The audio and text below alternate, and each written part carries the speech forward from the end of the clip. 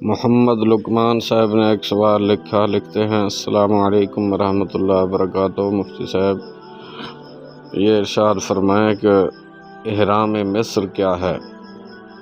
کیا قرآن و حدیث کی روشنی میں اس کا کوئی مدلل جواب موجود ہے یا نہیں؟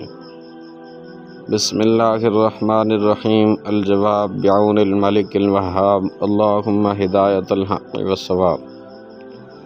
تقریباً تمام تواریخ میں آتا ہے کہ حضرت ادریس علیہ السلام نے 100 شہروں کی بنیاد قائم کی ہے اور انہیں آباد کیا اور سنوارا ہے۔ آپ کے ان تعمیری کاموں میں احرام مصر کی تعمیر کو بڑی اہمیت حاصل ہے۔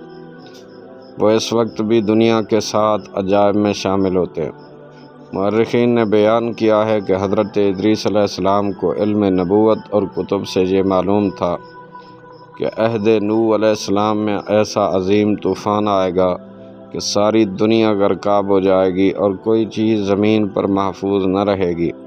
اسی بنا پر انہوں نے ذخائر علم و حکمت اور خزانہ طب و حیات کو بچانے کے لیے احرام کی تعمیر کروائی۔ حضرت ادریس علیہ السلام کے بنائے ہوئے احرام مربع اور مخروط الشکل ہیں، جو 4 مثلث اضلاع پر مشتمل ہیں۔ ہر ضلع دوسرے ضلع سے 400 ہاتھ دور ہے۔ ہر ایک کی بلندی بھی 400 ہاتھ ہے۔ ان احرام کو 6 ماہ میں تعمیر کیا گیا تھا۔ دور فرعونیہ میں اس کی نقل کرتے ہوئے 18 اور احرام تعمیر کی گئی ہیں، مگر مشہور وہی ہے جو میں نے بیان کیا۔ ناسخ التواریخ جلد اول صفحہ نمبر 84، قصص طبرانی صفحہ نمبر 5۔ واللہ تعالی اعلم بالصواب۔